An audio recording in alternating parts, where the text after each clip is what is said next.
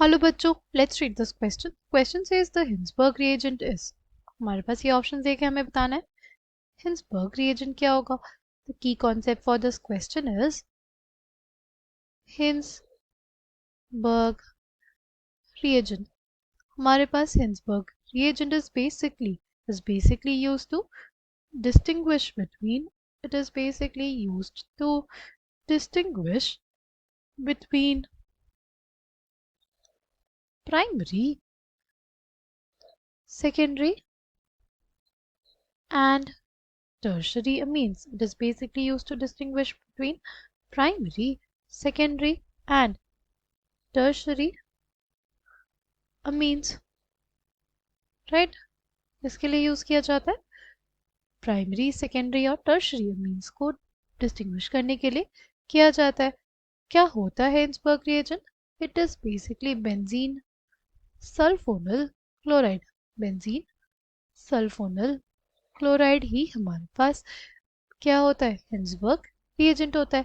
Right, अगर बात करें प्राइमरी अमीन के साथ, प्राइमरी अमीन के साथ जब ये रिएक्शन देता है तो क्या बनाता है?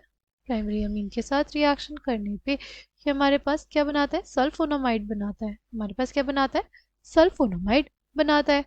ठीक है, जो बेंजीन सल्फोनामाइड उस केस में बनती है वो क्या होती है? वो सॉल्युबल होती है. बेंजीन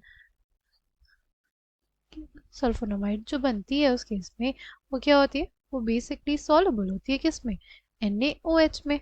ठीक है, अगर बात करते हैं सेकेंडरी अमीन की, जो सेकेंडरी अमीन है उसका रिएक्शन अगर हो किसके साथ? सेकेंडरी अमीन का रिएक्शन हो बेंजीन सल्फोनल क्लोराइड के साथ, तो हमारे पास ये जो सल्फोनामाइड बनेगी इस केस में, राइट, इस केस में हमारे पास जो सल्फोनामाइड बनेगी वो सॉल्युबल नहीं होगी किसमें? NaOH में. This sulfonamide will not be soluble in NaOH.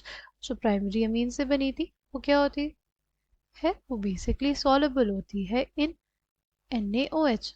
इसमें क्या होती है? सॉल्युबल होती है इन NaOH. और जो टर्शरी अमीन होती है, tertiary amine gives no reaction.